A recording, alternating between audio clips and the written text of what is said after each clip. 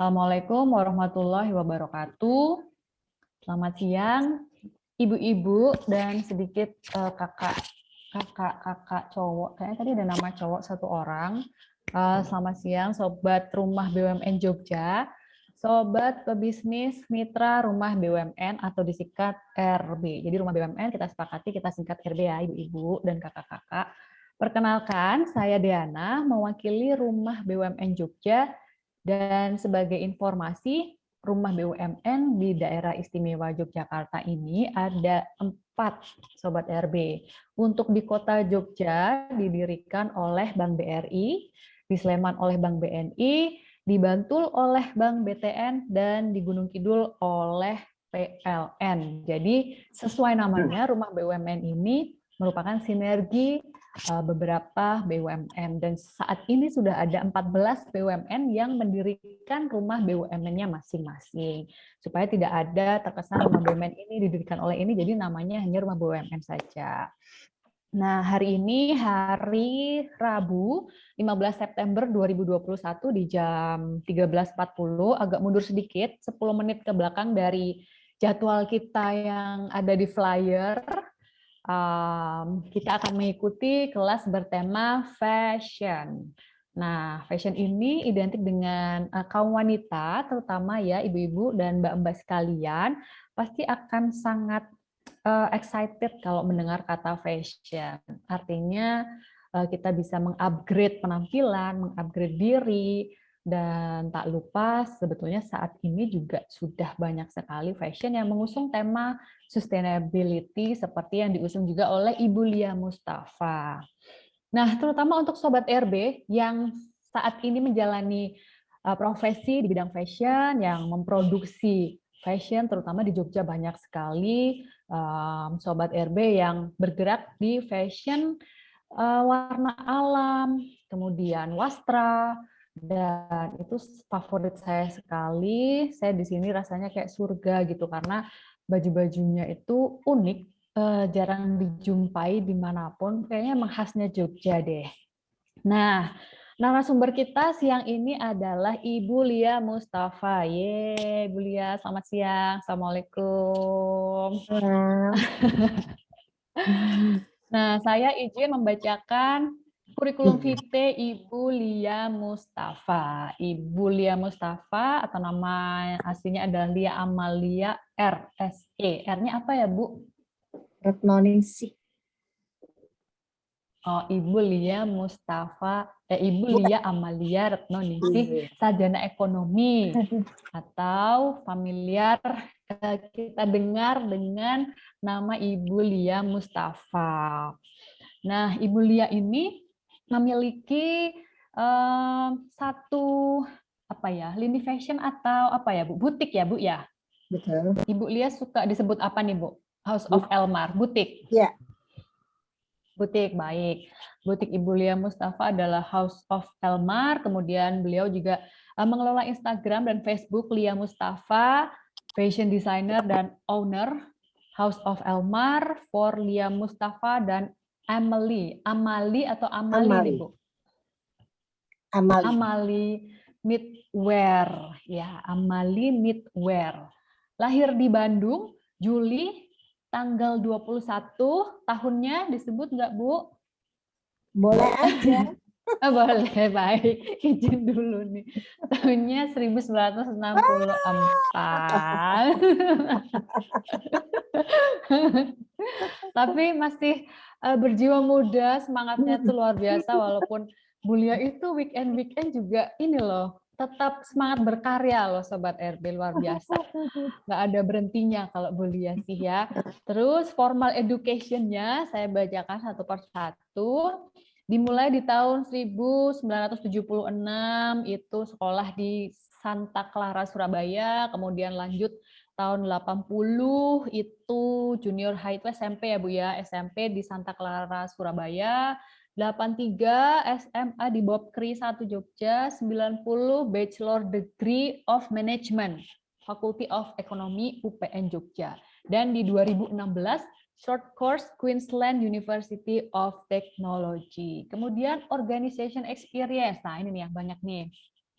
2021 yang paling baru adalah Komtab. Komtab apa Bu kepanjangannya Bu Lia? Komtab. Komite tetap kah? Iya. Betul. Komite Tetap Pengembangan Kewirausahaan Kadin DIY. Kemudian tahun 2020 Secretary General IFC atau Indonesian Fashion Chamber. Kemudian 2018 National Vice Chairman Indonesian Fashion Chamber. 2017 Komite Daya Saing Produk Dekranasda DIY. 2016 Local Chairman Indonesian Fashion Chamber. Lalu 2004 Leader and Founder SCI Jogja, 2003 Presiden Lions Club Yogyakarta Puspita Mataram, 2002 Presiden Junior Chamber International Jogja Chapter. Kemudian experience-nya, bentar ya, Sobat RB saya bacakan satu per satu. Fashion experience-nya yang terbaru tahun 2021 di MoveFest Jogja, 2021 Hartono Mall. Dan Bali Ocean 2021 juga. Jadi walaupun nggak ada kata pandemi ya Bu ya, tetap berkarya, tetap bergerak, tetap produktif. Tahun 2020, founder pameran masker Indonesia di Galleria Mall, pameran masker dan alam Gaya Hotel, Fashion in Phoenix Tebing Breksi, Fashion on the Street Kota Baru. 2019-nya, nah ini nih yang international. Kalau tadi kan national, sekarang international. 2019 ASEAN, maaf. ASEAN Fashion Week Korea. Kemudian Jogja Fashion Week. Lalu 2018 La Moda Paris. La Moda Paris. Apa nih ya, hashtag 23, semoga benar, hashtag 23, Fashion District Bandung, MoveFest Jakarta Convention Center, Reborn Potret Medan, dan Jogja Fashion Week. Lalu yang internasional lagi, nah 2017 Fashion KBRI Thailand, 2016 nasional ya Indonesia Fashion Week, Jogja Fashion Week, IFC Fashion Trend Jogja 2015-nya. Nah, ini yang internasional lagi. Fashion and Exhibition Nanning Cina, IFW, JFW, Aspak Fashion Filipina. Kemudian selain berkarya di bidang fashion, Bu Lia juga sangat aktif sekali dalam CSR program atau Corporate Social Responsibility ya Bu Lia ya. 2021 Community Exhibition di Galleria Mall, 2020 Reading Action Fundraising di pameran masker Indonesia Galleria Mall, Perpustakaan Terbuka Hijau atau Legacy Project LCI, Relieving the Hunger Fundraising di pameran masker dan alam Gaya Hotel, kemudian Clam Project KLAMB, pemberian masker gratis IFC, pemberian wastafel LCI, Sale Product House of Elmar. Dan di tahun 2003 sampai 2019 kegiatannya adalah aktif di perpustakaan dan desa binaan Selopamioro, Imogiri Bantul. Betul ya, Bu? Ya. Kemudian Perpustakaan Purwodadi, Tepus GK, Perpustakaan Watulumbung GK, volunteer atau relawan Merapi Rescue atau IOF, Posko dan relawan Gempa 2006, House of Elmar. Wah, luar biasa sekali. Ternyata nggak cuma di bisnis aja, tapi juga jiwa sosial Bu Lia Mustafa ini sudah terasah dan betul-betul ada actionnya begitu ya. Jadi nggak cuma misalnya kayak saya gitu kepikiran, tapi kepikiran aja nggak ada action gitu kan. Nah kalau Bu Lia ini actionnya kelihatan dan banyak banget sudah dilakukan. Bisa jadi role model kita nih Bu Lia nih. Baik, mari kita mulai kelas bertema fashion, how to survive in fashion industry atau bagaimana bertahan di dunia fashion. Kepada Ibu Lia Mustafa, dipersilahkan. Iya. Selamat siang, Bu Diana, Mbak Dea, dan teman-teman Rumah BUMN BRI. Assalamualaikum warahmatullahi wabarakatuh. Senang Waalaikumsalam sekali warahmatullahi wabarakatuh. bisa berjumpa dengan teman-teman semua di sini. Cuman sayang ya, kita harus tidak offline, tapi harus Iya, hanya betul. online. Tapi mudah-mudahan dengan sedikit waktu di sini saya bisa berbagi dari perjalanan saya. Tadi sedikit sudah dikupas atau dibacakan oleh Mbak Dea tentang riwayat hidup saya yang mungkin bagaimana perjalanan yang sudah saya rintis dari tahun 99 sampai saat ini pasti ada perjuangan yang tidak mudah dan mungkin harus melewatinya dengan berdarah-darah, ya istilahnya begitu. Tetapi alhamdulillah banyak orang yang melihat bahwa perjalanan yang saya lalui ini adalah perjalanan yang cukup baik, lancar, dan setidaknya ini bisa memberikan motivasi pada teman-teman semuanya. Nah, di luar daripada apa yang saya lakukan, tadi sudah disebutkan bahwa hidup ini mungkin kadang-kadang bukan menjadi cita-cita kita, bukan menjadi keinginan kita. Tapi kadang-kadang kita harus mau melewatinya ketika kita akhirnya langsung pada apa yang dihadapkan atau yang diberikan oleh Tuhan. Nah, kita tidak tahu perjalanan itu. Dan perlu saya sampaikan kenapa demikian, karena memang dari kecil saya tidak pernah bercita-cita menjadi seorang fashion designer, nggak kepikiran sama sekali. Bahwa dari kecil saya hanya kalau ditanya sama mungkin ya banyak orang kalau ditanya besok mau jadi apa, pasti jawabannya kebanyakan ya yang dijawab adalah jadi dokter gitu kan. Dulu saya juga gitu, mau jadi apa, jadi dokter, sampai bahkan ketika itu SMP. Kalau SMA mungkin karena kita fakultas sudah mulai dijuruskan, pada waktu itu juga bukan keinginan saya kalau saya harus ambil jurusan IPA. Kayaknya zaman itu hanya keren ya, pokoknya IPA itu masuknya keren. Kayaknya orang-orang memang pinter di sana, orang-orang keren gitu.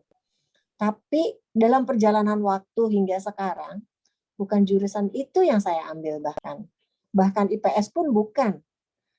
Jadi bahkan kalau dulu di era kita ada jurusan budaya, malah jurusan budaya sebetulnya. Jadi saya mulai menyukai dengan unsur-unsur budaya ketika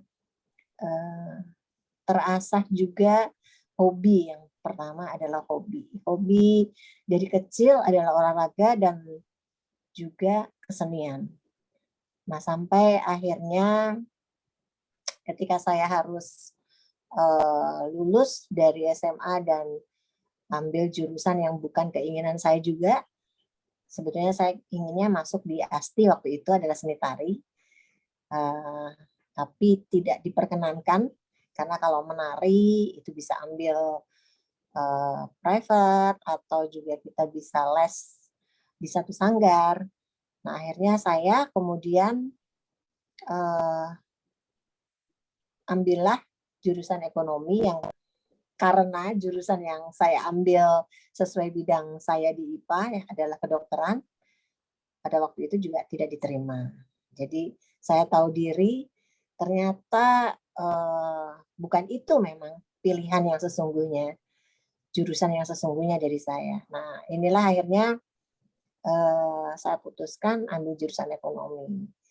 Hidup itu juga tidak tahu pada akhirnya persis saya lulus SMA dan baru masuk di UPN ekonomi, ayah saya sudah dipanggilnya Maha Kuasa dan saya kemudian harus bekerja. Dan saat itu alhamdulillah saya memang bekerja di sebuah perusahaan.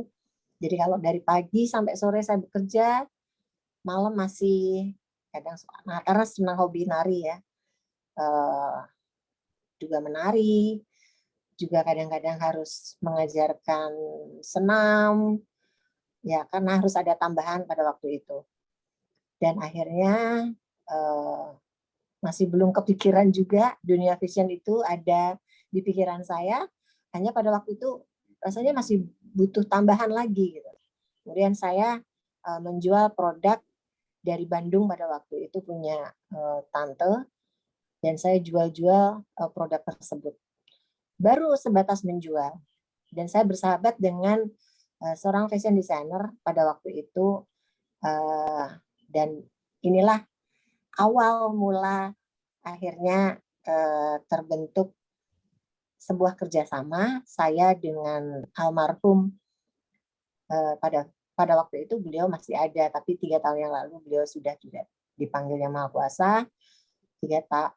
Di awal tersebut kemudian kami bekerja sama. Lagi-lagi kerjasama itu sebetulnya karena saya hanya ingin menerapkan apa yang sudah saya ambil dalam bidang kuliah saya, jadi itu manajemen. Tapi dalam perjalanannya selama 2 tahun itu, akhirnya saya mendapatkan kecelakaan yang positif.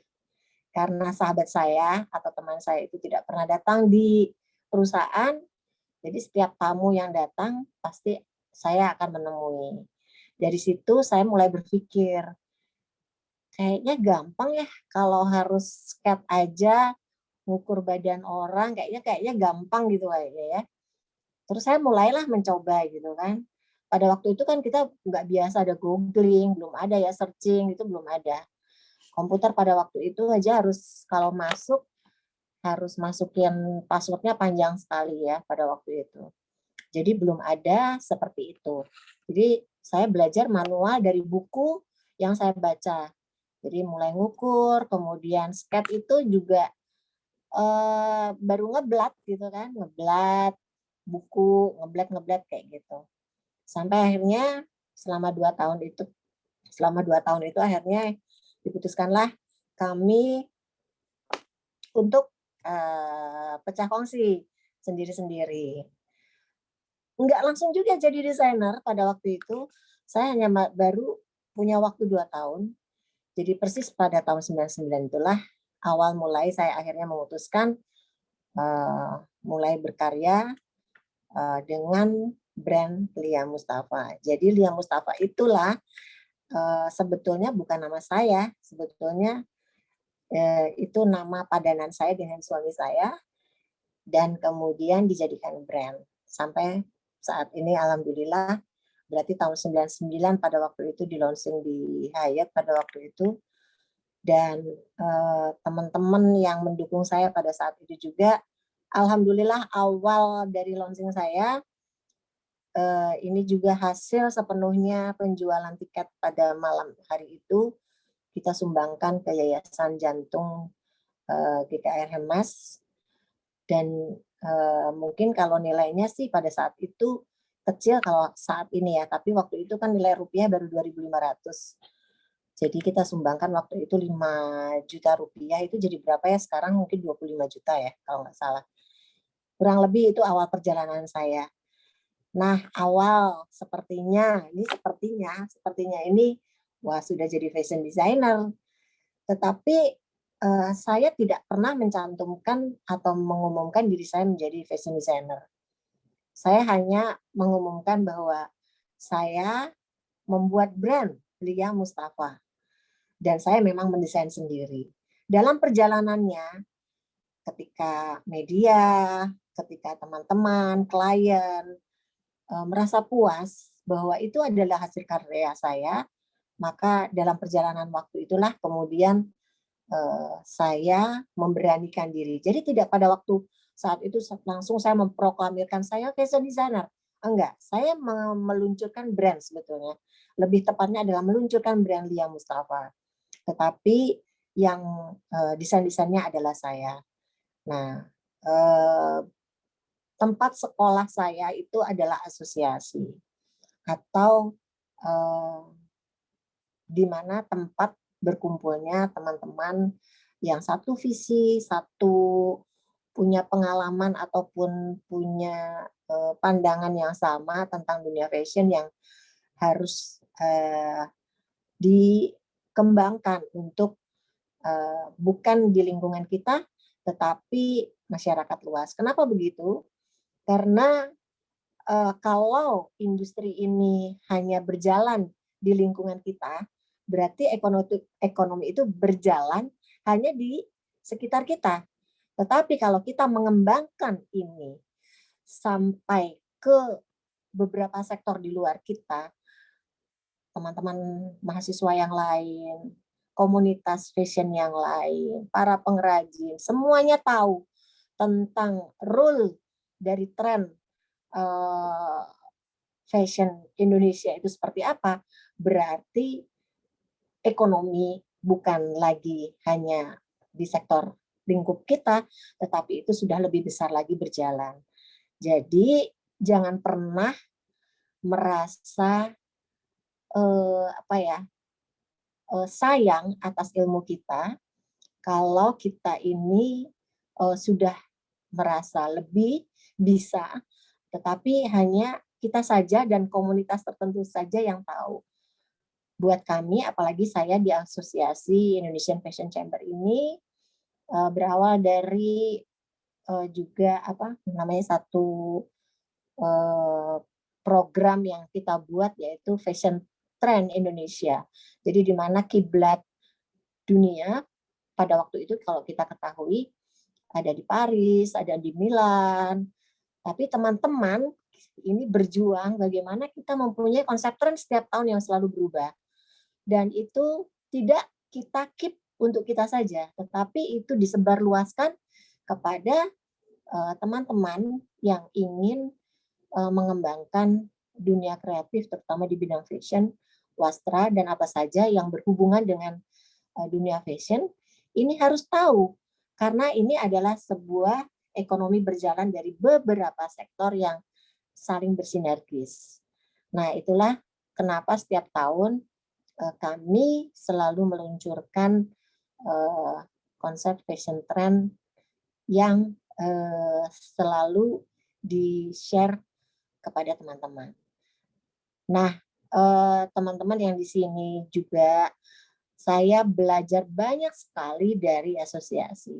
Penting sekali sebuah asosiasi atau wadah. Kalau tadi dibacakan beberapa komunitas yang saya ikuti itu sebetulnya karena untuk melingkan saya secara pribadi dengan dunia usaha atau yang selalu saya yakini bahwa setiap orang itu harus punya keseimbangan hidup gitu. Jadi kita setiap orang itu kesuksesan kan pasti akan ada punya cara sisi pandang. Ada yang mungkin kesuksesan itu dia sudah punya rumah sekian banyak. Kesuksesan itu ada yang mengatakan dia punya tabungan bank yang sekian banyak. Ada juga mungkin yang mengatakan bahwa tanahnya itu banyak ada di mana-mana. Tetapi kalau buat saya, bahwa kesuksesan itu adalah ketika saya punya beberapa tempat di mana saya sudah membaktikan diri pada mereka. Salah satu yang tadi disebutkan, Selopamioro itu letaknya di Imogiri, di mana di situ ada sebuah perpustakaan yang kami dirikan. Pada saat gempa, di situ adalah tempat yang sangat memprihatinkan. Jadi disitulah kami berbuat sesuatu dan kami dirikan termasuk pendampingan hingga saat ini. Kemudian kalau ada lagi satu lagi di Gunung Kidul, juga ada lagi yang ada di kaki Merapi. Jadi ada beberapa desa yang kami kembangkan.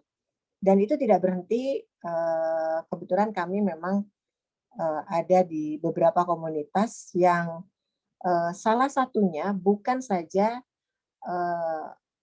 pengembangannya ini berharap, maksudnya pengembangan ini juga saling berkontribusi dengan pekerjaan kita. Salah satunya adalah penanaman pohon warna alam misalnya begitu di Bantul, atau mungkin pengembangan beberapa pohon yang harus kita tanam pada waktu itu di Merapi, atau juga di beberapa tempat yang lain. Jadi alangkah bagusnya seandainya kalau menurut saya dalam pekerjaan kita ini juga program CSR-nya atau program pengabdiannya itu bersinergis dengan apa yang kita lakukan. Karena itu juga akan mendapatkan impact yang positif untuk kita. Kayaknya perlu ini dulu deh sama Mbak Dia. Ya, Bu.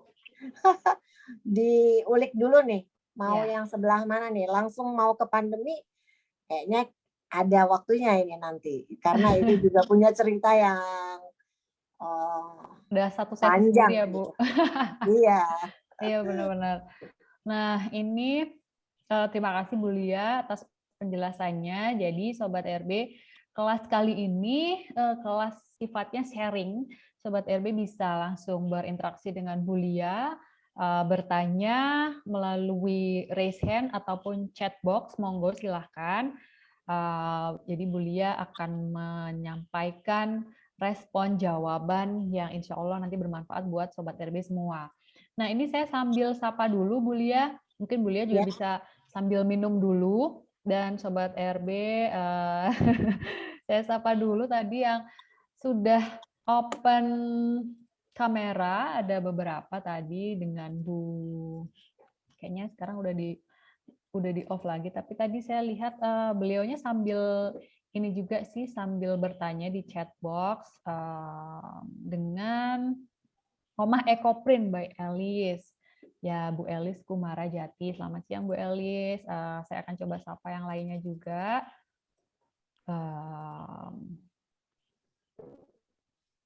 Oh iya, masih di open video. Halo, Bu Elis. Kemudian Bu Olivia Endan. Siang, Bu. Bu Olivia rajin banget ini Bu Lia kalau ikut kelas-kelas kita, beliaunya super rajin. Oh iya.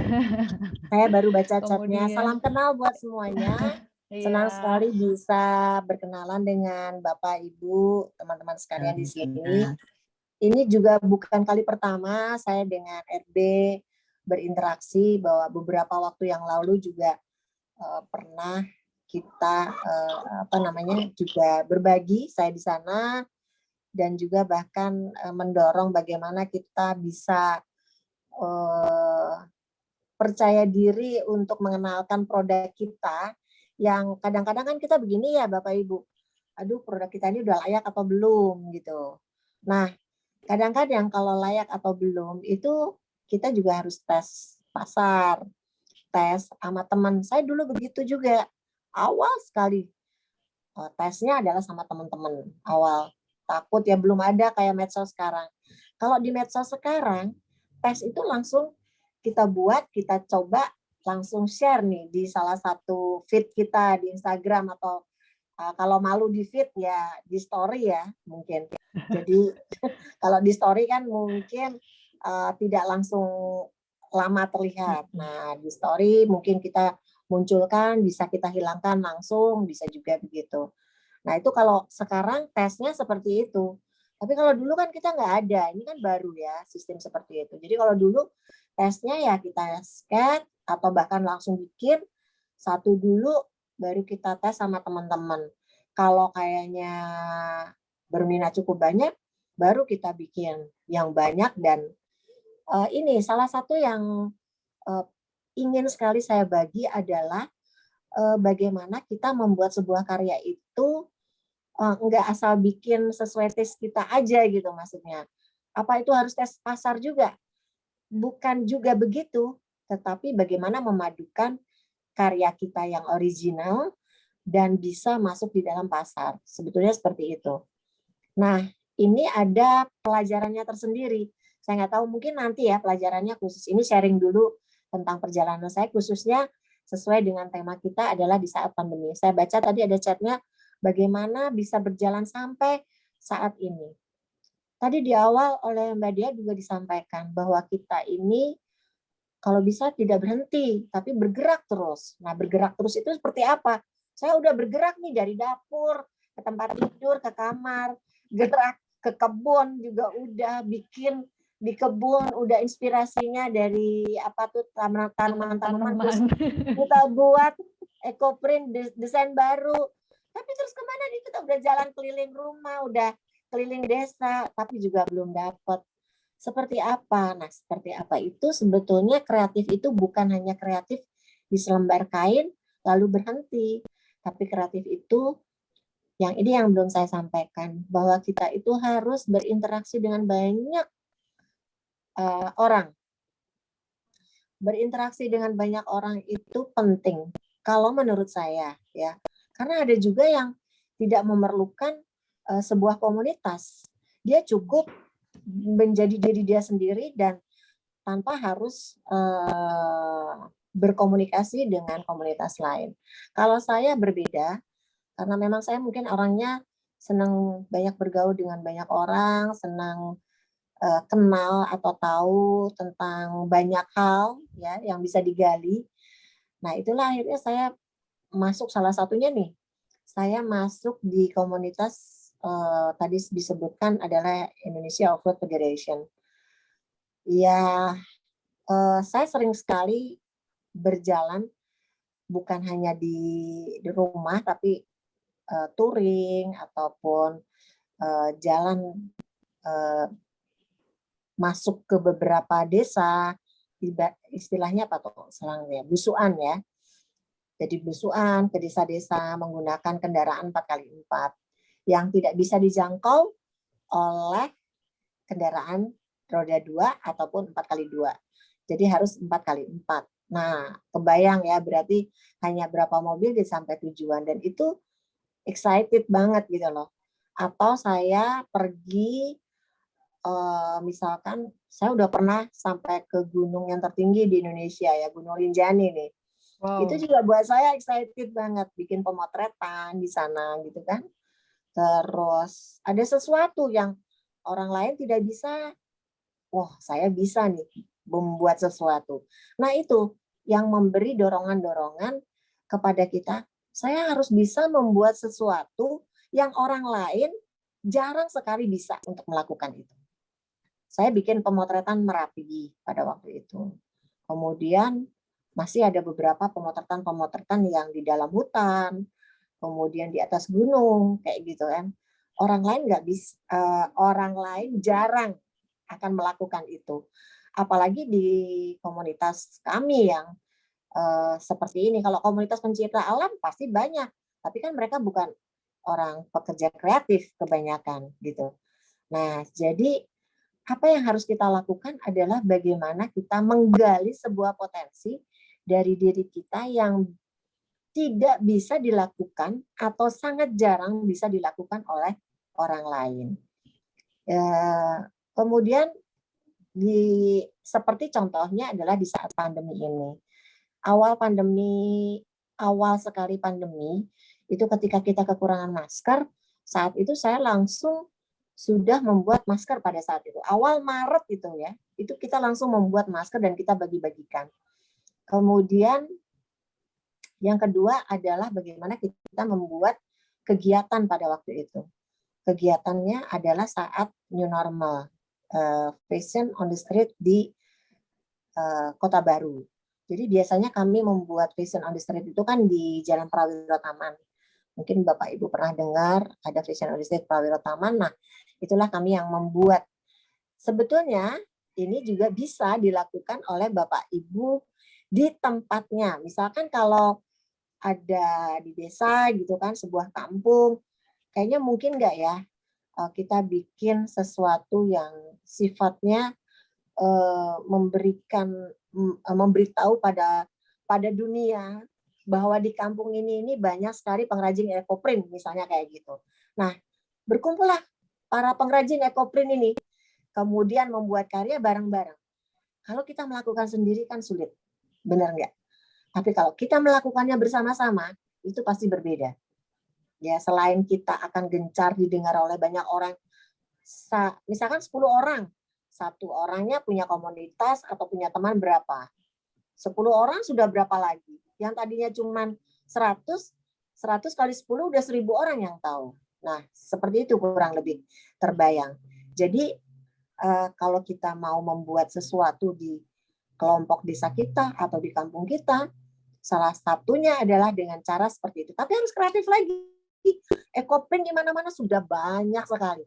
Gimana ya caranya biar ekoprint ini dilirik sama mereka-mereka di tempat saya ini belum ada. Apa ini? Misalnya ada lagi kreatif lain di situ. Nah, saya harus tahu nih. Contoh kalau di Prawira Taman, itu dulu adalah desa batik. Jadi saya mencoba mengangkat batik di situ yang hampir punah. Tapi memang iya punah. Karena hanya tinggal 1-2 orang pengrajin batik di sana. Dan itulah yang saya angkat di daerah tersebut. Nah, mungkin sama juga kalau Bapak Ibu di daerahnya mungkin ekoprint baru berkembang. Tapi pengennya di sesuatu. Itu harus ada ide, harus ketemu dengan idenya. Nah, salah satu lagi yang saya buat adalah di Gaya. Saya bekerja sama dengan para seniman yang kebetulan mungkin namanya tidak asing lagi. Nah, teman-teman juga kalau sekarang kan kita Instagram kita ini kalau kepengen naik gitu, aduh kita harus kerjasama sama siapa nih? Instagramable, influencer, itu mungkin seperti itu. Biar kita produk kita dipakai oleh mereka, kemudian follower kita bertambah. Nah, memang harus begitu.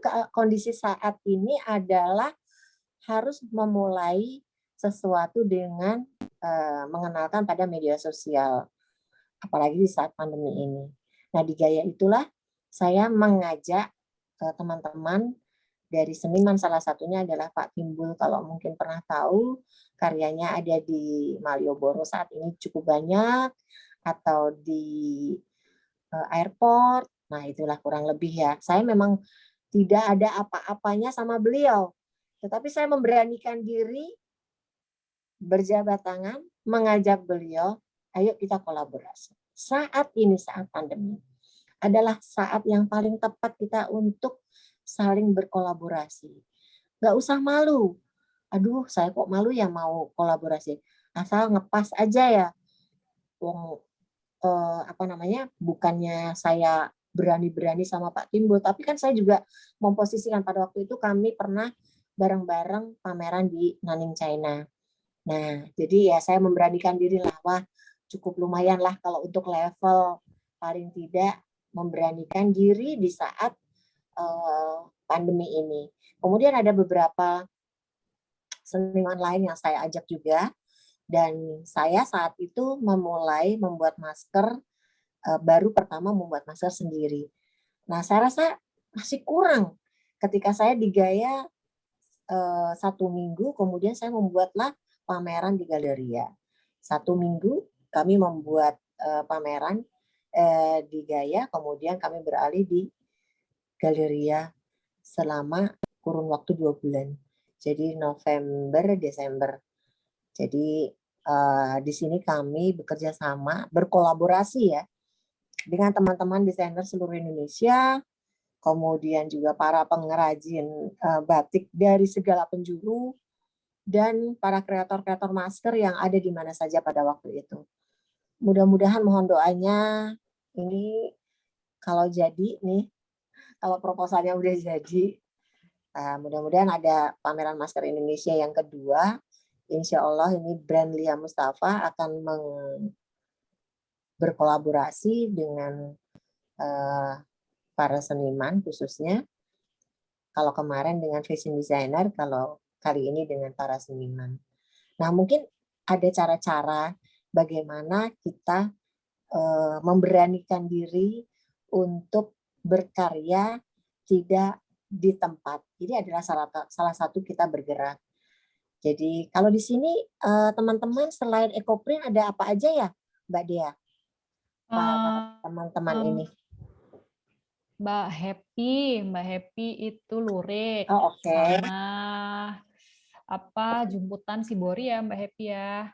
Silakan Mbak bila ingin share. Kemudian Bu Yeni ini lebih ke kain perca, Bu. Kain Oh, perca dibuat oke. boneka, dibuat bantal duduk, ya. Kemudian Ibu Ati, Maidi itu aksesoris. Aksesoris dari bebatuan. Bu Panca, ekoprint juga. Bu Inin, batik. Kemudian Bu Diah, batik. Itu, Bu. Jadi silakan. Nah, Pak Gogos apa siapa ini ya Kak Gogos boleh open video atau open mic bila berkenan mau. Oh Ibu, maaf Ibu Gogos betulkah? Mohon maaf bisa diganti nama kemudian merek begitu biar eh, supaya lebih enak di kami membaca supaya tidak ada kesalahan. Batik, Sibori, dan Ekoprint. Wow, tiga-tiganya, Bu. Batik, Sibori, dan Ekoprint. 3 in 1 nih, Bu. Silahkan Sobat RB, Ibu-Ibu yang mau sharing dengan Bu Lia. Kemudian ini juga ada teman yang bergabung Sobat RB dari Bandung, Bu Lia. Oh ya. Kak Angelia, Kumis Kucing, Baby and Kids. Mungkin baju anak-anak nih, Bu. Gitu. Nah, Iya. terus mungkin saya, ya, silahkan bila ada yang langsung mau diskusi atau, salam kenal Ibu, saya Yeni Usaha, saya kain perca. Nah, ini Bu Yeni. Bu Yeni juga termasuk yang rajin sekali ikut kelas-kelas kami, Bu ya. Nah, Iya, ini ada jadi keinget nih saya gimana Bu? dengan kain perca terus. Jadi sebetulnya kita harus merasa apa ya, merasa bangga menjadi teman-teman kreatif di sini. Berarti hampir rata-rata di sini teman-teman mengerjakan sesuatu ya. Saya yakin teman-teman sudah melakukan atau sudah bergerak sebetulnya. Hanya namanya manusia itu kadang-kadang kan kok ya masih segini aja ya gitu ya. Nggak usah khawatir Bapak, Ibu, dan teman-teman sekalian. Selama kita masih bisa bergerak, semuanya akan baik-baik saja. Ya. Nah, yang paling membanggakan bagi kita pada saat ini, tadi juga sudah disinggung sedikit oleh Nadia bahwa saat ini dunia sedang mengalami sebuah pandemi yang tidak hanya di Jogja atau di Indonesia saja, bahkan di luar negeri. Dan di seluruh dunia merasakan hal yang sama. Nah, kita ini para kreator ataupun dunia fashion sendiri, sebetulnya sebelum pandemi ini kami sudah menggaungkan tentang konsep sustainable. Apa sih sustainability itu? Nah, adalah sebuah kegiatan di mana kita sedang melakukan sesuatu yang bisa berkelanjutan. Jadi kita sangat prihatin sekali, Bapak Ibu sekalian, bahwa fashion sekarang adalah merupakan hasil sampah yang dihasilkan oleh dunia teman-teman ataupun para pengusaha di dunia yang bergerak di bidang industri, dengan tanda kutip industri besar, itu menjadi tumpukan sampah terbesar nomor 2. Dan itu sangat memprihatinkan sekali. Nah, bagaimana kita sekarang melakukan supaya tumpukan sampah ini bisa kembali ke alam yang bisa diolah. Tetapi kan rata-rata kalau yang namanya kain-kain, nah ini harus ada pemilihan kain-kain. Harus ada proses produksi yang bisa bersahabat dengan alam. Apa itu?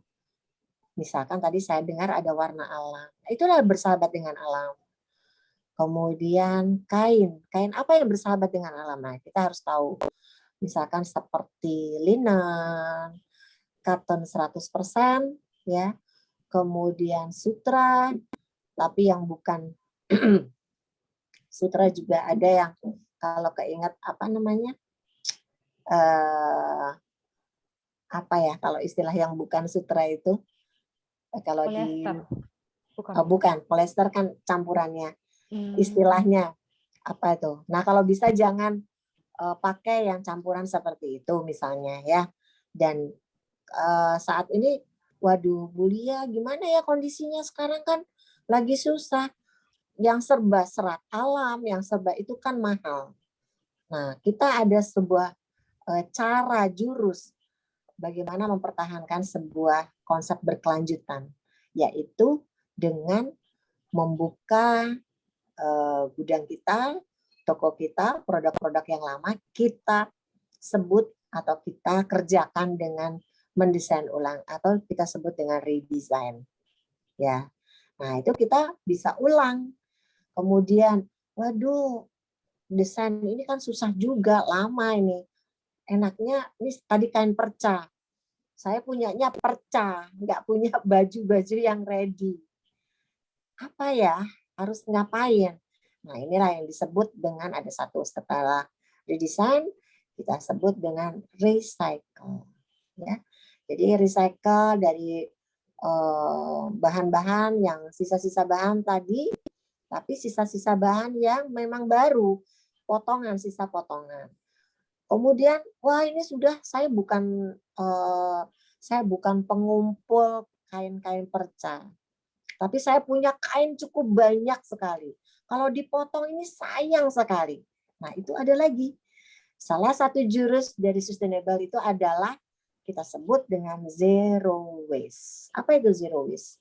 Zero waste adalah teknik di mana cara kain tidak ada sisa dalam produksinya sama sekali. Ya, jadi seperti itu.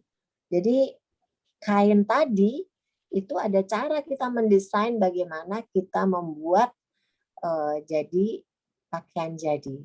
Ya, kalaupun harus dipotong, dipotong bagaimana tidak bersisa.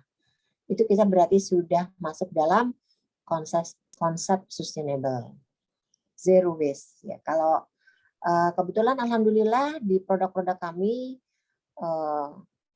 ini tadi juga ada lurik, ada batik, ada ekoprint. Ini sama, alhamdulillah teman-teman sudah melaksanakan program yang kita canangkan bersama-sama adalah sustainable. Karena apa? Karena kita membuat proses produksi yang lambat atau slow production ya, bukan fast produksi atau bukan produksi yang cepat. Produksi yang cepat itu biasanya diproduksi oleh mesin membuat kain-kain yang ada di pabrik. Nah, itu. Tapi kalau kita kan handmade, menggunakan mesin, kemudian membuat kain ekoprint aja harus membuat daun, harus ada tahapannya. Batik juga ada tahapannya. Itu juga merupakan salah satu konsep dari sustainable. Jadi, terima kasih teman-teman sudah mengerjakan hal ini. Dan ini sekarang dunia sedang ada ke arah sana. Jadi sangat dihargai sekali proses-proses produksi seperti itu. Mungkin ada pertanyaan? Ya, terima kasih Bu Lia penjelasannya. Silahkan Sobat RB, bila ada pertanyaan langsung saja. Nah, ini bila ada yang mau disambi minum boleh, tapi kebanyakan emang di off video sih, jadi mungkin dari tadi sudah disambi-sambi juga. Kemudian coba saya yang bertanya ya Bu. Nah, gini Bu Lia, jadi kalau saya lihat Bu Lia ini memang orangnya aktif banget dan tadi Bu Lia juga sempat notes bahwa saya suka sekali berinteraksi dengan orang banyak. Ya. Kemudian akhirnya Ibu juga banyak melakukan jadi ya Bu ya, ada dari UMKM juga yang sebetulnya ingin untuk menjalin interaksi, namun apa ya? Kira-kira apa sih Bu yang menjadi tantangan apabila masih ada UMKM yang hingga sampai saat ini juga itu belum berkolaborasi gitu Bu, belum, apakah memang betul-betul tidak tahu atau tidak ada yang merangkul atau tidak ada dorongan atau tidak ada motivasi atau bagaimana ya Bu ya? Yang Ibu Lia Nggak berani. selama ini sharing nggak berani ya Bu? Bu Olivia kenapa nggak berani Bu? Kenapa Bu nggak beraninya Bu? Merasa kecil. Ini Masih nih pas kecil. banget nih. Pas banget nih sekarang ada Bu Lia. Berarti Bu Olivia merasa kecil, nggak berani gitu ya Bu ya untuk berkolaborasi. Baik. Nah, silahkan Bu Lia mungkin bisa memberikan semangat Bu. Iya, Bu Olivia Atau- sudah bergabung di komunitas EcoPrint? Belum. Harus Saya bergabung dulu. Oh iya. Iya, jadi pertama sebelum berkolaborasi, sekarang Ibu cari teman-temannya dahulu seperti tadi saya sampaikan. Ibu berapa banyak sudah membuat EcoPrint selama ini? Saya belum pernah. Oh, membuat Rajut apa ya? Batik sama Oh, batik. membatik. Oke, saya pikir tadi EcoPrint, membatik. Ibu sudah membatik lama? Lama, tapi cuman untuk iseng isi waktu. Untuk ngisi waktu. Kalau merajutnya juga? Oh enggak, kalau merajutnya udah kerjasama kemarin sama BRI, Ibu kurasi ekspor lolos. Oke, berarti Ibu hanya pertama adalah Ibu sudah tepat, Ibu bergabung di BRI ya. Itu adalah salah satu langkah pertama, tetapi Ibu perlu punya satu komunitas lagi ya. Komunitas batik itu cukup banyak sekali ya ibu-ibu. Ibu-ibu yang Ibu tinggalnya di mana? Sekar Jagat. Ibu ikut Sekar Jagat? Iya. Oh, Ibu suka. Kok kita nggak pernah ketemu ya Ibu ya? Jarang datang. Berarti Ibu sudah ada ikut di Sekar Jagat. Ibu tinggalnya di mana? Ibu tinggal di mana, Ibu? Sebetulnya saya dulu di Pakualaman. Terus sekarang di Sedayu. Oh, di Sedayu. Ya. Jadi kalau tadi seperti saya sampaikan, kalau ada komunitas di Sedayu itu daerahnya Pak Harto kalau nggak salah ya itu. Nah, itu ada ruas jalan yang banyak tanaman yang hijau-hijau berderet. Saya ingat sekali di Sedayu itu. Itu kalau misalnya suka ada atraksi enggak itu setiap, kalau tidak salah ada atraksi itu setiap apa momennya. Nah, Ibu bisa memperkenalkan diri dulu sama kepala desanya atau sama siapa penggiat aktivis dari komunitas yang sering membuat kegiatan. Itu nanti kalau sudah ada ya, apalagi ada beberapa orang pembatik, nah Ibu nanti berani Bu, ayo kita bikin sesuatu. Nah, nanti diperagakan oleh siapa? Bisa sebetulnya anak-anak dari warga setempat, ya. Terus dibuatlah itu sebuah peragaan. Ikut nebeng dulu dengan acara yang sudah pernah digelar atau disebut acara tahunan. Kalau nggak salah di Sedayu itu ada Ibu. Coba Ibu cari tahu. Ibu beranikan diri. Nah, Ibu beranikan diri ke kelurahan atau di mana, Ibu bertanya. Pasti akan senang sekali kalau nanti kedapatan ada satu acara tambahan dari tempat Ibu. Itu yang pertama. Nah, yang kedua, karena kondisinya pandemi berbeda ya, mungkin tidak ada. Ya. Di rumah saja. Di rumah saja. Ibu punya medsos, Instagram? Ada. Wah. Ibu hebat nih ya. Jadi Instagramnya Ibu boleh di Instastory Ibu menawarkan produknya. Ya. Nanti kalau produknya Ibu bagus ya dan rajin, sering rajin diupload, sering rajin disampaikan di story.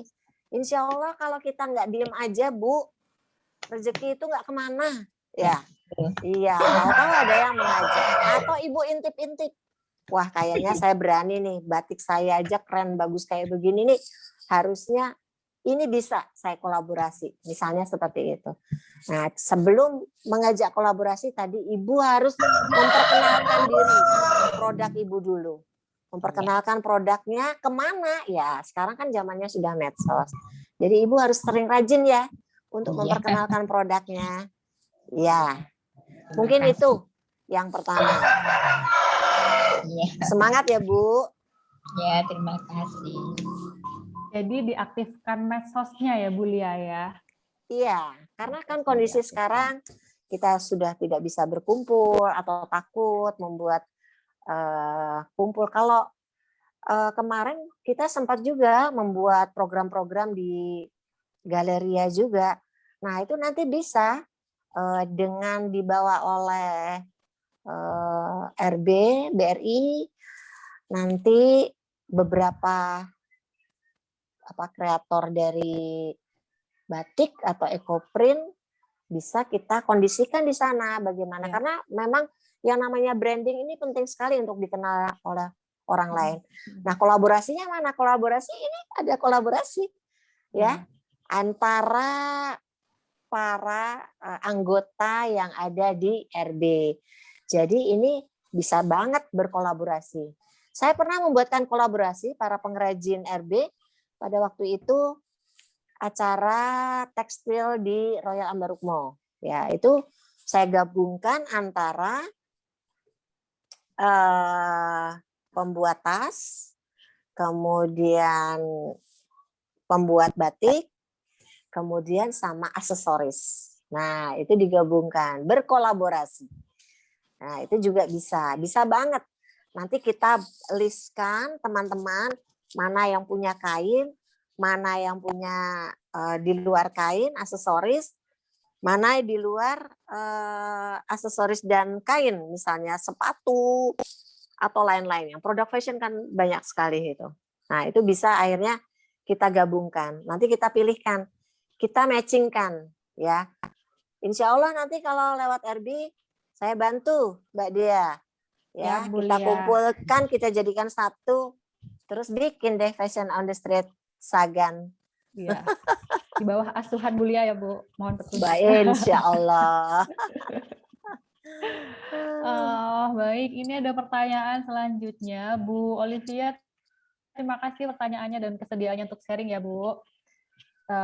Kemudian untuk selanjutnya, masih dari, ini sebentar.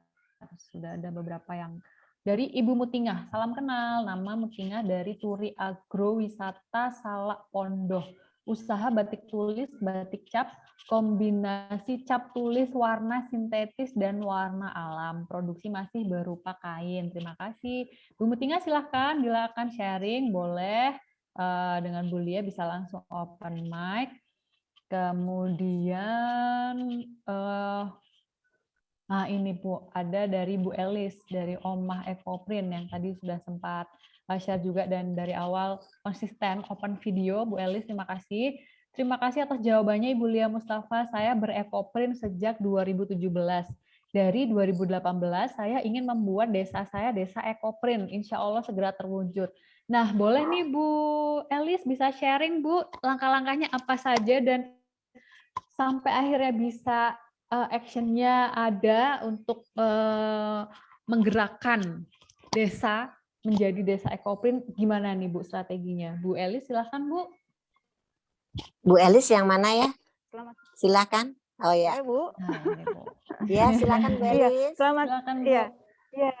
Selamat siang, salam kenal Mbak Dea sama Ibu Lia Mustafa. Kalau Ibu Lia Mustafa itu saya pernah ngelihat waktu pameran di Inakrab. Di sana kan ada ininya ya, ada brandnya Ibu Lia Mustafa. Kalau nggak salah. Ya. Saya punya cita-cita membentuk desa saya desa ekoprint itu karena sebagai rasa terima kasih saya untuk tanah kelahiran almarhum bapak saya. Itu yang pertama. Terus yang kedua, saya ingin Kecamatan Kretek itu yang dekat pantai itu banyak dikunjungi wisatawan, nggak hanya di pantai, tapi harus masuk ke desa-desa. Karena di desa saya itu banyak pengrajin istilahnya dari kuliner. Itu ada membuat adrem, ada membuat emping, ada membuat ceriping dari nangka, dari pisang dan sebagainya. Jadi saya ingin di desa saya itu dikunjungi gitu loh. Itu pertamanya. Ya, insya Allah segera terwujud itu saja. Nah, Ya. apa langkah-langkah yang sudah dilakukan, Bu, untuk mewujudkan cita-cita itu tadi? Iya, itu kemarin ya di masa pandemi ini juga saya sudah mengadakan kelas ekoprint di Kelurahan Parangtritis. Di sana ada lebih dari 50 orang. Itu di sana saya dan Ibu Lurah, Ibu Duku sudah memulai mengajarkan untuk yang di sana. Tapi sebelumnya itu saya sudah mengajar di seluruh Indonesia sampai Eropa, Malaysia gitu loh. Mereka yang datang berkunjung ke Oma Ekoprint. Tuh. Terus saya juga untuk brandingnya itu saya memperkenalkan lewat pameran-pameran, misalnya Bantul Expo, JIBB, terus juga lewat Taman Gabusan, acara di TVRI Jogja gitu. Terus lewat fashion show juga saya lakukan. Jadi kerjasama dengan Batik Bantul. Batik Bantul juga dengan kain lurik itu aja. Itu cara saya. Jadi saya mengerjakannya itu yang tidak dilakukan orang lain gitu. Bagus Bu Elis. Ya, terima kasih. Mudah-mudahan semangatnya terus dibagikan dengan teman-temannya. Seperti Jember Festival itu juga awalnya dari sekelompok orang yang terus berkembang dan cukup besar sekali ya. Apalagi ini Ekoprint belum pernah ada nih dibuatkan festival. Kalau batik kan sudah banyak nih.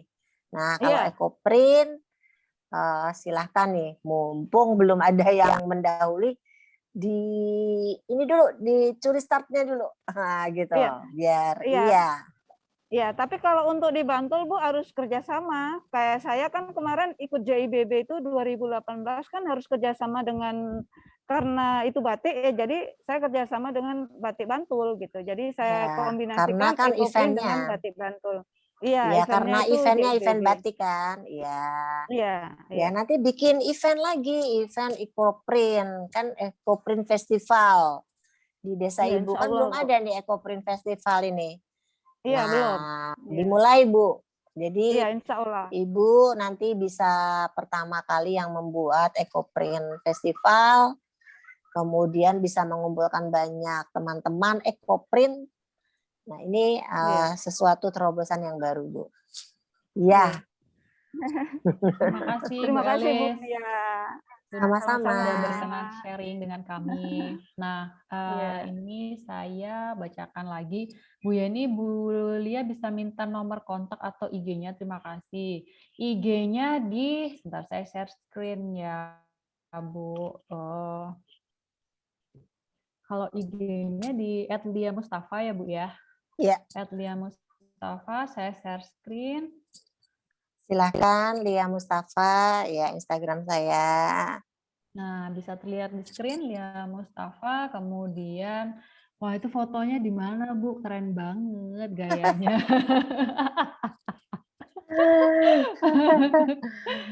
Kelahiran tahun.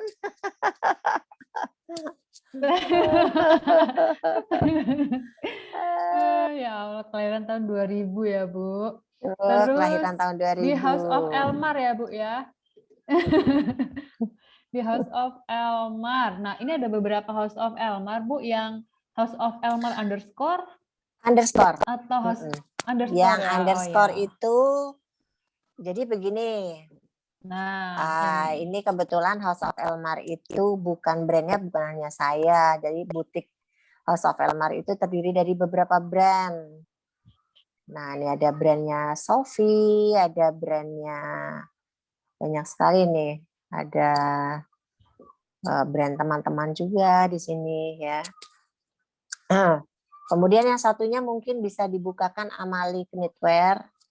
Nah, Amali ini, semacam departemen Amali store. itu ya kalau Oh ini ya ya, butik Amali. ya. Butik ini Bukan. memang berbagai macam brand. Nah, kalau yang Amali ini brand ya. Amali official. Oh Amali ya. itu brand. Nah, ini. Ya, ini yang konsepnya adalah zero waste karena dia tidak meninggalkan sisa sama sekali kecuali remehan benang ya. Jadi dia tidak bersisa, remehan benang juga kita masih gunakan lagi untuk aksesoris. Nah, ini second line saya, Amali. Jadi kalau first line saya adalah Lia Mustafa dan ini adalah second line saya. Gitu. Diambil dari nama ibu ya, nama tengah Iya. ibu. Gitu. Baik. Nah, saya bacakan lagi di kolom chat. Ini ada lagi dari Bu Rumi. Bisa minta nomor WA Bu Lia, Bu Olivia, dan Perca, Rumi, IG, Rumi Batik Craft. Maaf, saya tamu. Yang tadi usaha Perca siapa ya? Oh ya, saya bantu jawab. Oh, sudah dijawab sama Bu Yeni. Sudah bertukar-tukar nomor, semoga bisa berkolaborasi, saling berkolaborasi dan bersinergi ya Bu Rumi. Kemudian kalau nomor WA Bu Lia gimana Bu Lia? Ya, Atau langsung aja di Lia Mustafa Instagram biar kita siap. bermedsos ria ya. Oh iya betul.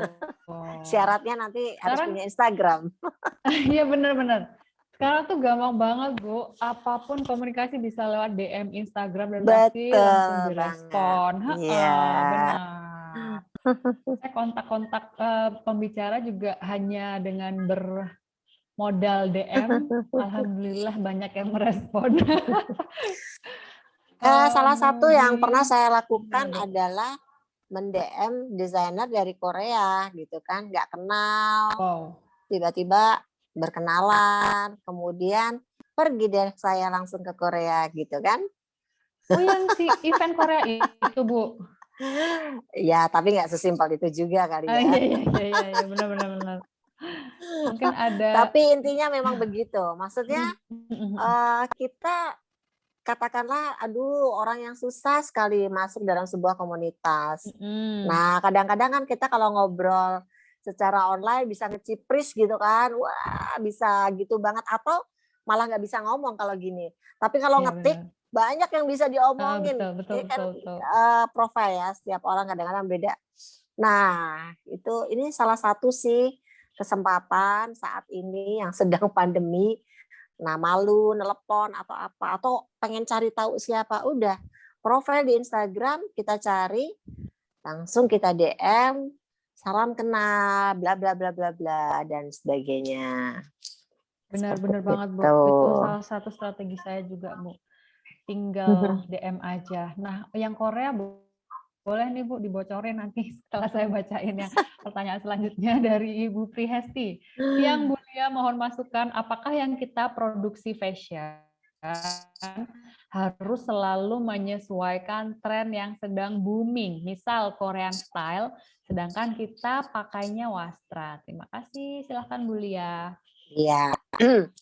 Ibu siapa tadi? Ibu Prihesti. Oke, Ibu Hesti. Jadi begini, kalau kita mengikuti tren itu supaya kita mendapatkan imbas ekonominya. Kenapa? Karena market besar itu sedang mengarah ke arah sana. Ya, kalau misalkan kita nggak ikut trennya bisa, nggak apa-apa banget, ya. Tetapi kita tidak mendapatkan imbas ekonomi yang sedang berlangsung. Jadi seperti itu. Kan tren itu ada survei, ekonominya kenapa, status sosial budayanya kenapa, sistem dari kemasyarakatannya bagaimana. sistem otoritas ataupun yang terjadi di lingkungan itu seperti apa, budayanya bagaimana. Nah, itu sudah ada surveinya. Kita tinggal pakai aja gitu loh tren itu. Dan itulah yang membuat ekonomi yang sedang berlangsung. Kalau sedang ada Korean style, ya bukan berarti kita terus nggak bisa masuk loh batik. Style Korea itu apa sih sebetulnya? Ya misalkan kita warnanya pop, ya kan? Namanya K-pop ya. Jadi ya warnanya juga harus ngepop, bukan warna-warna hitam seperti ini gitu kan. Oh itu pasti akan disukai oleh kaum muda. Nah kita juga akan membidik pasar yang mana nih gitu kan. Pasar anak muda. Karena kalau kita masuk ke Korea atau K-pop itu tadi, berarti kita masuknya ke pangsa umur 15 tahun sampai usia 30 tahun. Jangan salah, Korean style itu juga diminati oleh ibu-ibu loh ya. Jadi ibu-ibu itu yang usianya 30 tahun ke atas sampai usia 50 tahun itu ingin tampak muda. Nah, itulah stylenya. Jadi kalau kita nggak mau dengan aliran di sana juga nggak apa-apa, tetapi kita mendapatkan pasar yang kecil. Gitu. Ya, semoga paham. Ya, terima kasih Bu Lia penjelasannya dan Bu Prihesti. Bila saya pernah juga nih Bu, waktu dulu BRI, Bu Lia juga, BRI itu sebelum tahun 2020 tuh pakai batik seminggu 2 kali, hari Selasa sama Kamis. Nah, akhirnya saya suka Korea bukan karena K-pop-nya dan bukan karena K-pop-nya, cuma suka budaya dan bajunya dan warna-warnanya. Bukan filmnya ya? Waktu itu saya suka jahit batik, bukan. Drakor. Saya juga suka jahit batik sendiri. Drakor juga nggak ngikutin, tapi suka budayanya gitu, Bu. Warna-warna, model baju gitu, yang longgar-longgar gitu kan, Bu. Nah, terus waktu itu saya juga orangnya kan tertarik sama fashion. Batik itu saya selalu jahit, jadi nggak pernah beli batik jadi, entah itu karena seringkali nggak cocok. Kalaupun misalnya sekali fit, biasanya itu batik mahal. Kalau sekali beli baju jadi batik yang fit itu pasti harganya lumayan. Akhirnya saya jahit, dan karena memang suka bereksperimen. Nah, waktu itu saya tertarik banget sama baju apa namanya, baju tradisional Korea namanya hanbok, Bu Lia mungkin pernah tahu ya, hanbok. Tahu. Nah, hanbok yang kayak atasnya tuh kayak crop gitu. Besok kayak saya crop, share ya terus baju ada, itu saya pakai. Iya. Nanti saya naksir, Bu. Nah,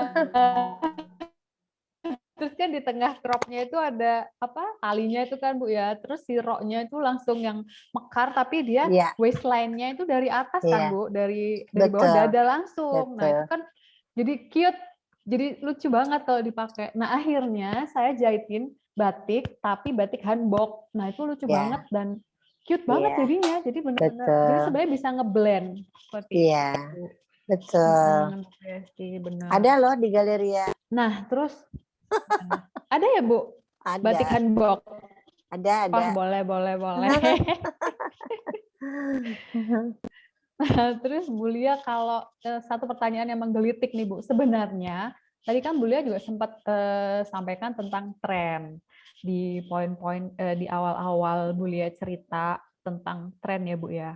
Menggali tren dan membagikan tren itu kepada teman-teman di komunitas. Nah, sebetulnya Bu, tren itu apakah diciptakan ataukah kreator yang mengikuti minat? Gimana, Bu? Duluan mana sih sebenarnya antara, biasanya kan kalau misalnya untuk brand-brand besar justru mereka yang menciptakan tren. Tapi ada juga brand yang bahkan nggak bisa menciptakan tapi ngikut yang udah ada. Nah, itu menurut Bu Lia gimana, Bu? Iya. Jadi kalau brand yang menciptakan, ya itu namanya trendsetter dianya. Kita yang follower. Kalau kita menciptakan, berarti kita yang jadi trendsetternya. Makanya, ayo kita menjadi negara yang menjadi konsep trendsetter. Gitu. Jadi tidak menjadikan kita menjadi follow gitu. Jadinya seperti itu. Siap, siap. Nah, jadi kalau misalkan di negara luar itu ada, makanya tadi saya kan cerita bahwa di Milan, di Paris itu kan ada apa namanya, awalnya itu mereka menciptakan tren itu. Kemudian Indonesia sekarang boleh berbangga bahwa Indonesia kemudian menciptakan, karena kita sesuaikan dengan budaya, kemudian dengan apa yang terjadi di dunia menurut kacamata Indonesia. Tujuannya adalah meningkatkan wastra Indonesia, meningkatkan produk lokal Indonesia. Tujuannya itu kemudian menjadi tren. Terutama adalah yang kita acu adalah tren busana muslim dunia yang tahun 2025. Semoga ini memang sekarang sudah menjadi trennya dunia untuk busana muslim. Kenapa? Karena sudah banyak di negara Eropa, negara-negara khususnya Eropa dan Timur Tengah itu mengacu pada tren busana Indonesia. Kenapa? Karena ada namanya modest look atau pakaian sopan yang diacu dari busana muslim Indonesia. Nah, itu. Berarti Indonesia saat ini sudah menjadi trendsetter di lini fashion muslim ya Bu, modest fashion. Betul. Ya Bu ya. Modest fashion, iya. Ya, ini kan kita berkali-kali membranding untuk program-program.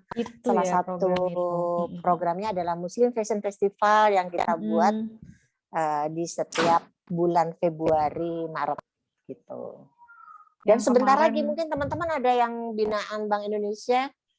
Ini juga ada yang namanya IKRA gitu kan. Terus dibuatlah sebuah program yang namanya ISEF, Indonesia Syariah Economic Festival. Nah, ini juga salah satu yang turut membranding supaya Indonesia menjadi lebih kuat akan trendsetter busana muslimnya. Begitu. Siap, Bu. Nah, mungkin satu lagi Bu yang saya mencoba untuk memahami apa yang dirasakan oleh Sobat RB yang sudah punya brand, tapi untuk berkolaborasi masih belum, dan untuk aktif di komunitas juga belum. Nah, terus misalnya nih Bu, gimana ya? Kalau biasanya yang ikut ke festival-festival besar seperti MUFES, ISEF, nah itu kan kurasinya sepertinya sangat ketat ya Bu ya, dan portofolio yang diharapkan yang masuk ke sana juga nggak main-main kan Bu, yang sudah masuk kurasi.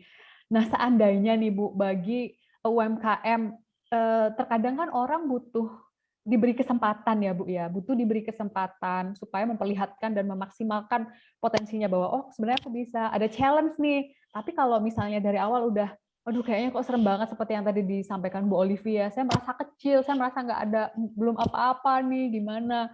Nah, itu gimana ya Bu ya, cara untuk, apakah salah satu cara yang efektif gitu misalnya, bisa mengajak kolaborasi dengan brand-brand besar yang sudah punya portofolio besar ini, jadi mungkin tidak atas nama UMKM sendiri, tapi bisa berkolaborasi menjadi salah satu kolaborasinya gitu. Gimana Bu? Bisa nggak sih Bu seperti itu? Bisa banget. Sebenarnya? Jadi bisa banget, saya pernah di Jogja Fashion Week ya, berkolaborasi dengan komunitas, lagi-lagi dengan komunitas ya. Memang harus kalau bisa ada di dalam satu wadah. Komunitasnya ada di Sleman.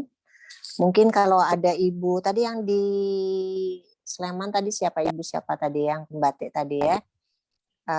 Jadi beliau ini punya komunitas yang para pembatik ada sejumlah sekitar 100 lebih ya, 150 orang bahkan. Nah, kemudian berkolaborasilah dengan desainer muda yang kebetulan desainer muda ini adalah desainer yang ada di bawah bimbingan saya. Terus saya kolaborasikan dengan para pembatik ini. Jadi batik-batik mereka di-create oleh desainer. Nah, jadinya lah itu akhirnya berkembang. Jadi bisa dikenal batik mereka pada saat itu. Tetapi kan kita tidak bisa yang namanya berkolaborasi berhenti sampai di situ. Jadi harus terus dikembangkan dan diaktifkan segala lini untuk branding itu. Gitu. Misalnya nih sekarang BRI bikin fashion festival, kenapa enggak? Bisa banget gitu loh. Ya, tapi bagaimana sekarang begini, karena kan namanya juga fashion itu ada ilmu ya.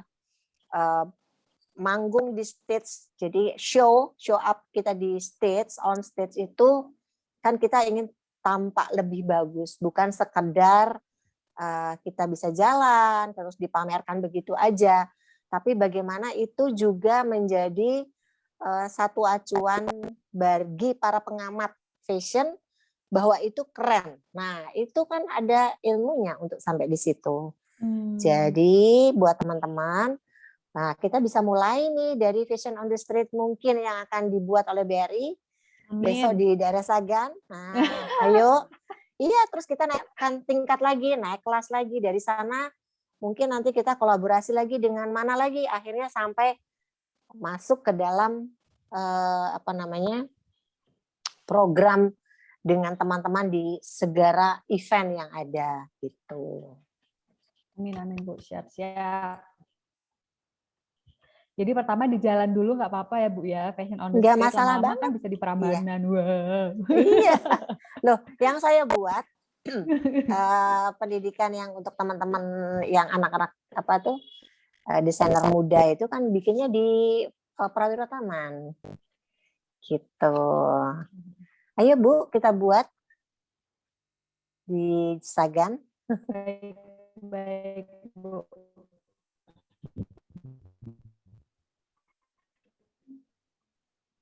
Ayo.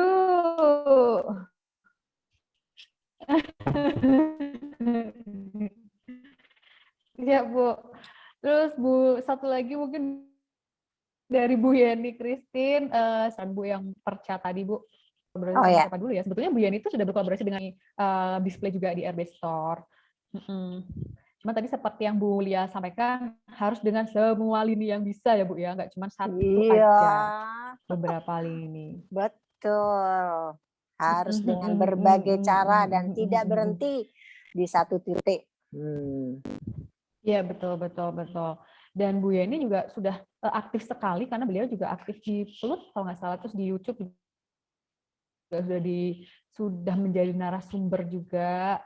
Jadi sebetulnya Bu Yeni sih sudah berkolaborasi Bu, itu salah satu bukti nyata kolaborasinya Bu Yeni. Baik, sudah jam 15.02. Terima kasih Bu Lia Mustafa. Mungkin kalau nggak Bu Lia tanpa PowerPoint begini akan nggak bisa bertahan lama ya. Tapi karena sharingnya sama Bu Lia jadi bisa talk show sambil ngobrol-ngobrol dan berdiskusi bareng Sobat RB, ibu-ibu kreator fashion di DIY.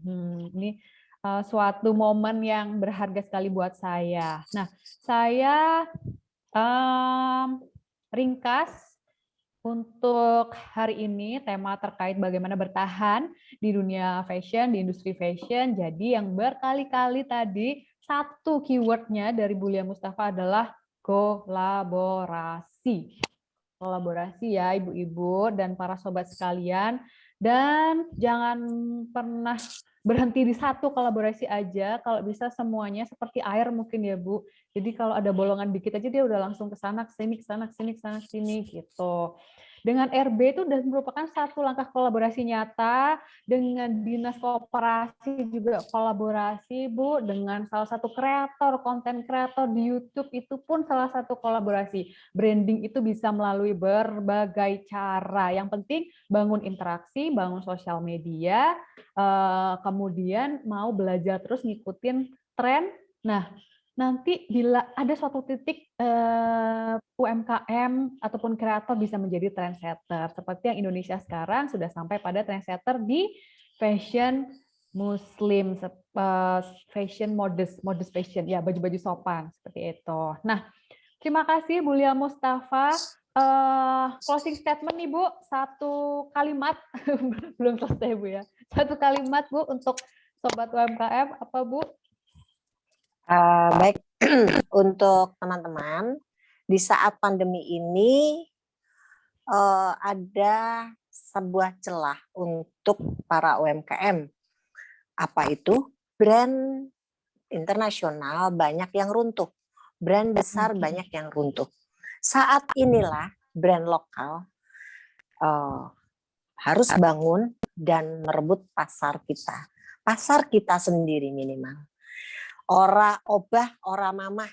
Jadi bergerak untuk mendapatkan ekonomi yang kita harapkan bersama-sama. Sukses, jangan lupa tetap bersyukur atas nikmat apa yang sudah diberikan sampai hari ini. Kita bisa berjumpa dan kita masih bisa sharing, ini sesuatu yang luar biasa. Terima kasih. Assalamualaikum warahmatullahi wabarakatuh. Waalaikumsalam Bu Lia, terima kasih. Ora obah, ora mamah. Nah, setuju sekali, setuju. Yang penting bergerak ya Bu ya. Nah baik Sobat RB, saya mau capture foto keluarga dulu. Ditunggu ya Ibu-Ibu. 1, 2, 3. Kalau bisa open mic, silahkan Bu tunjukkan wajah cakep-cakepnya. Pakai daster juga boleh, nggak apa-apa Bu. Di sini cewek-cewek semua, tenang Bu. Nah, sudah saya ambil capture-nya. Nanti saya akan bocorkan resume kelas pada hari ini di akun Instagram Rumah BUMN Jogja. Baik, sekian Sobat RB. Terima kasih sekali atas kesediaannya, atas perkenaannya, atas keaktifannya dalam berinteraksi di kelas ini. Dan Bu Lia Mustafa, terima kasih banget sudah menyediakan waktu untuk kami dan sharing bersama Sobat RB di sini. Semoga apa yang di-sharingkan oleh Bu Lia bisa memberikan inspirasi, dorongan, kemudian motivasi bagi Sobat RB semua, bagi saya sendiri juga untuk bergerak, terus bergerak, nggak pernah berhenti bergerak, untuk selalu produktif. Karena kalau kita tidak bergerak, kita tidak mamah gitu ya Bu ya. Terima kasih Sobat RB semua. Selamat sore. Assalamualaikum warahmatullahi wabarakatuh. Terima kasih Bu Lia. Sama-sama. Terima kasih Mbak Bu Dea. Yeni, Bu Olivia, kasih. Bu Elis, halo KCPUB. Aku lagi di jalan ini. Bu Nuni, Bu Inin, Sukses Bu Bu. Gogos, Bu Rumi, Terima kasih. Kak Sukses Hana, Bu Bu Lia. Isti. Iya, amin. Saya Bu DM, Panca, saya Mbak DM Happy. Ibu. Siap, Iya. siap. Semoga bisa berkolaborasi dengan Bu Lia ya. Terima Amin, kasih. amin. Assalamualaikum. Undangannya Selamat dari BRI. sore. Sore. Iya, Bu. Pamit ya. Terima kasih Mbak Dia semuanya. dan Terima kasih. Izin lift Assalamualaikum, ya. ya. Nggih. Mbak Dea, Terima kasih. keren.